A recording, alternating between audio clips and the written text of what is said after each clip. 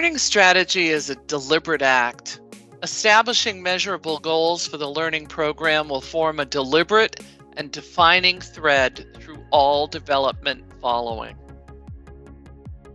My name is Carol Cohen, and I have the privilege of leading both the strategy and sales training practices here at InfoPro. Thank you for joining session 2 of our series on building a learning strategy.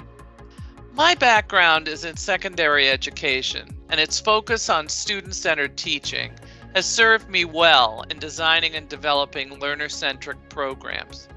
Because these enable learners to discover on their own in discussion and challenge activities, the experience is learner-centric and adaptable. It is no longer the content-driven, tell them what you're going to tell them, and tell them again. There are two problems with that approach. First, it's not aligned to behavioral business goals at all, but only knowledge transfer of content. And second, it relies on content that may change or go quickly out of date. Aligning training activities to behavior and business goals solves the first one, and establishing the content lifecycle first solves the second one. By learner-centric, I mean figuring out what learners need to know, say, do, and find, and then determine what content can live the longest and what will need regular updates. By beginning with the end in mind and focusing on the learner needs and content lifecycle, will result in learning assets that are future-proofed. That means structurally agile enough to respond to change and remain viable and aligned to business and behavioral goals. I always say that we must begin with the end in mind, and what that means is we should talk about evaluation first.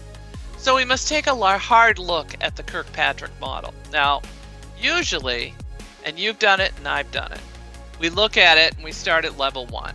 And maybe we discuss level 2 and then we freeze up and we give up. I say start with the business goals. What are you trying to achieve? What are the results you'd like to influence? I say Kirkpatrick was right. We just got it wrong, or at least wrong-ish, maybe half-baked. So let's take a look at our old friend Kirkpatrick. In 1959, Donald Kirkpatrick built the 4-level training evaluation model that has stood the test of time. Since then, it's undergone some revision, but fundamentally, it's still the same 4 levels.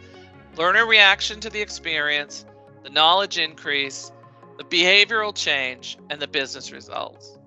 And those are the 4 areas we all evaluate, or at least try to evaluate. So why break what's not broken? I say just flip it. Start with level 4. You've seen the triangle model with that big fat reaction and the tiny little business results at the top. Talk about emphasizing our comfort zone. And then when we look at that teeny tiny little results area on the triangle, we think, ooh, don't touch that, it's scary. I say, no, it's not. It is actually where we are most comfortable. Why? Because we are learning experts. We care about the success of our learners. We want them to demonstrate the business results and the behavior change.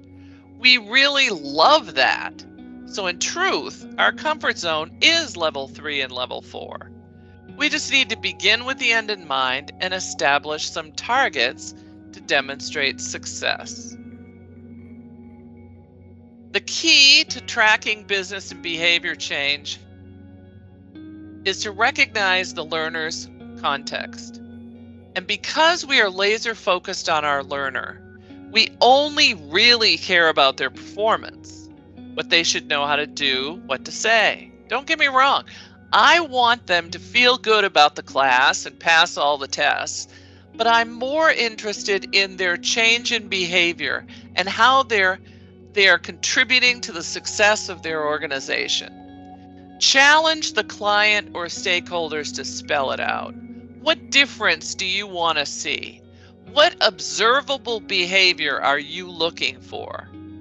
What do you measure now? And remember, business is not just in terms of money, but also time. Time to proficiency, shortened sales cycle, something like that. Listen carefully for hints to the metrics. When you set the metrics, the ROI becomes self-evident and leaves the cost of the program in the dust. So the evaluation categories are the same. Well, of course they are. You really do have to analyze and evaluate the impact on the users, their level of knowledge acquisition, the change in their behavior, and the improvement in the business as a result of your project. Now think about that.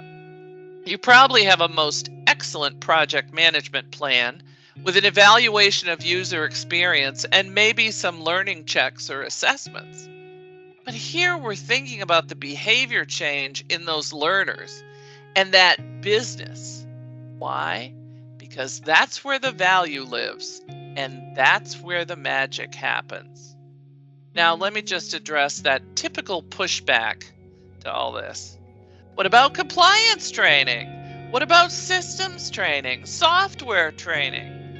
Those areas have traditionally bogged themselves down into knowledge transfer. If the learner reads the laws on workforce harassment, for instance, will they actually know what to do with the information? If the learner sees a demo of the 1,000 steps and options embedded in a new software system, will they actually know what to do a year from now when they have to submit a receipt for a business travel?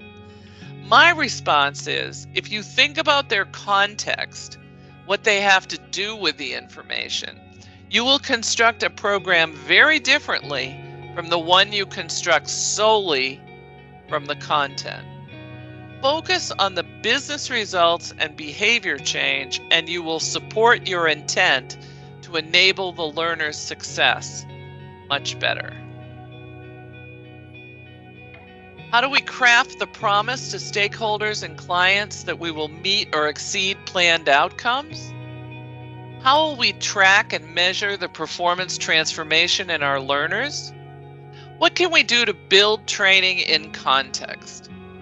Think about it as applying versus knowing, internalizing versus memorizing, aligning versus finding, doing versus recalling. Always ask, how should they apply what they learn? How can they remember it? How does it align with what they already know? What must they do, say, show, and find? Every learning strategy requires weaving the learner context with the projected outcomes for the future state. It means making sure the training recommendations provide those aha moments where the learner figures out where to put and how to use what they just learned. It all only makes sense if we think about the context of our learner. Use this customer, client, stakeholder centricity to form a thread that runs through the strategy, the design, and the recommended development. And then it can result in the outcomes you promise at the beginning. I cannot tell you how many times a day I tell a learning professional to post a sticky note on their bathroom mirror that says, "I am an expert in learning and I am empowered to offer you advice." Somehow those of us in L&D often forget that because in a content-driven request, we may not be expert in the content, we become order takers. What we are is expert in performance transformation. While basing your outcomes on the flipped Kirkpatrick model will be unique to your skill set, you will soon realize it's your superpower. Begin as early as possible to build the success criteria, even if it requires further discussion with multiple stakeholders. Be their success consultant. By beginning the learning strategy project with this type of discussion, you strengthen your position to design and develop the appropriate solution, and then come back later and build on that value. It also means you're ready to adapt to change as it happens. But it's not just Kirkpatrick and instructional design that are at work here. Earlier, I spoke about the possibility of building with the end in mind and aligning to the goals and metrics identified in your early analysis. I emphasized the word context. because understanding why something is presented helps you understand what to do with that information. I look at it in the form of pillars of success, and that means that if you analyze your learner's situation to understand what they need to know, do, say, show, it will influence your choice in modality. It will also determine their learning journey. So I see that as a sort of building blocks or pillars for this kind of thinking. And if you think about the life cycle of an employee, initially there's always an onboarding program of some kind, but I always include hiring guidance as well. If the hiring profile doesn't match the on-the-job requirements, then no amount of training can fix that. And what I like to do is ensure that there's some kind of platform supporting that new hire, more than just knowing a bunch of stuff. They need to connect to people, including peers and managers. So often including a manager guide is key, and not a big deal. Just offer an overview of the lessons and some tips and questions that can be used in a meeting as a one-on-one. As you work through your strategy, you may hear requests for gamification, AR and VR and more. If you tie decisions for modality and technology back to the established success plan, like you see here, you'll be able to demonstrate more success. I often refer to gamification as incentivized curriculum. I use that term rather than gamification. I think gamification as a term is overused and it just doesn't mean anything at this point. But I do think incentivized is important. Incentivized can mean anything from receiving badges to simply qualifying to the next level of training. And the trick is to distribute the content so it has the longest shelf life it can withstand. Think about the things that people do only once a year. There are other tasks they may do more often. This will help you determine what goes where, what needs to go in the job aid or in a video to be referred to, and what needs to go into a class where they can practice. And then finally, everyone needs a library of resources that people can refer to on their own. People are in the habit of looking things up on YouTube. My daughter just installed a dishwasher based on a YouTube video, and she's a high school music teacher with no plumbing experience. YouTube has become an easy path to follow. Establishing an easily searchable enablement area with frequent updates can be key. You can possibly include office hours or weekly huddles to augment the training. These elements can adapt to changing content quite easily. And all this tracks back to this success plan.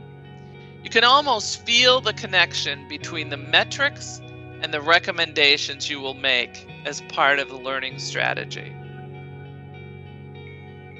Now, I've mentioned the term content lifecycle several times already.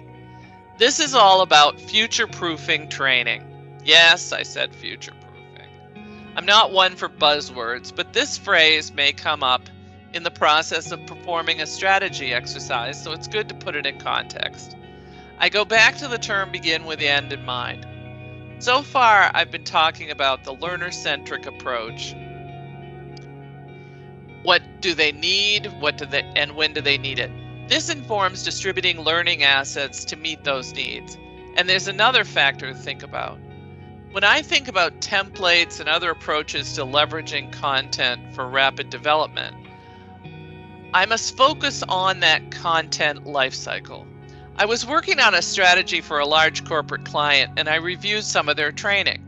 They had a series of e-learning that focused on some of the generic topics related to the functionality of their products. These are topics that can withstand the test of time because they're general information. What I found was the instructional designer had inserted a product spec sheet right in the middle of the e-learning.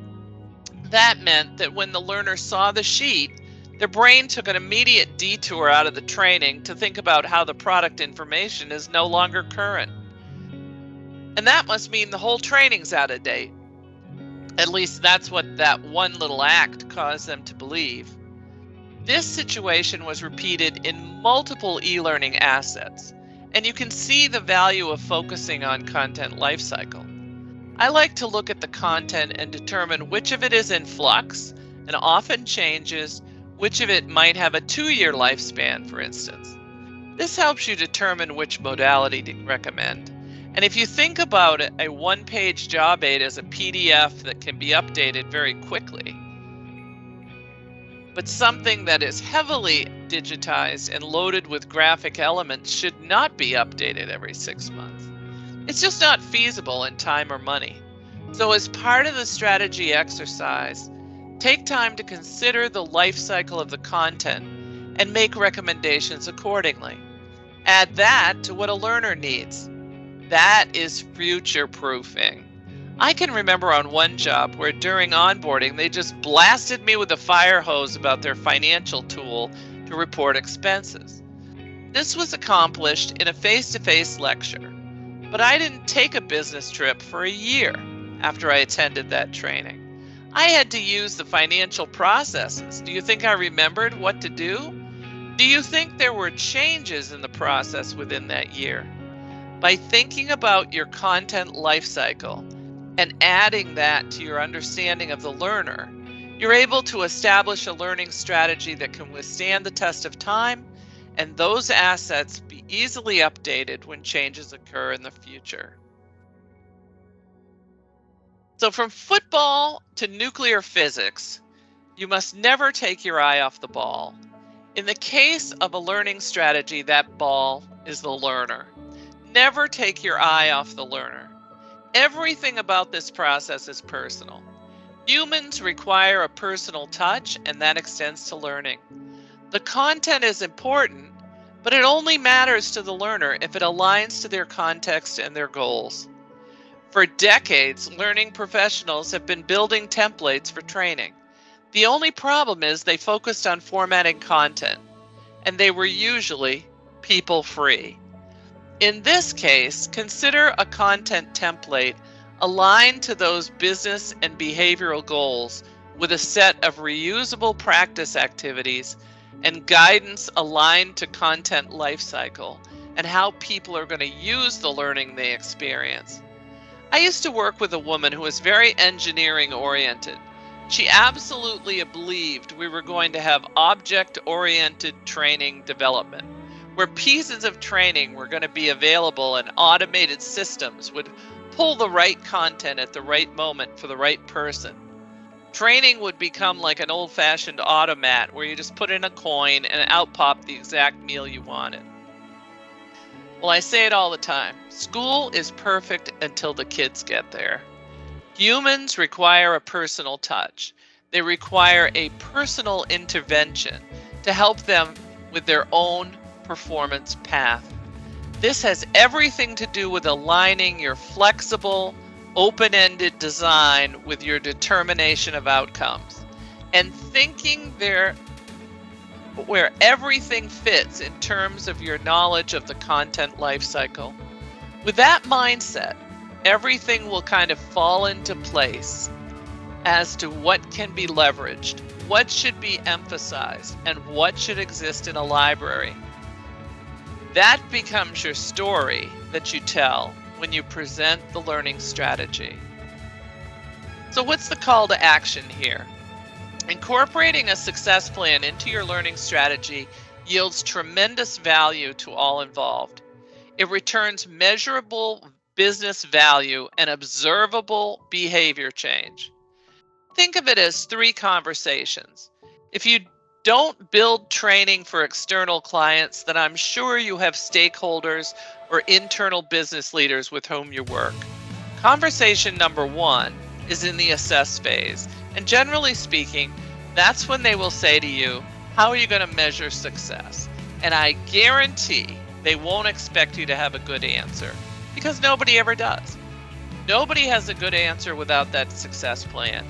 So what you say at this point is, I take very seriously measuring success. And I do it with what's called a success plan. It's divided into 4 criteria areas. No need to educate them on Kirkpatrick. I will focus on those 4 key criteria areas and begin with the end in mind, emphasizing We are going to work together to set business and behavioral targets, and then we're going to come back and see how it's going.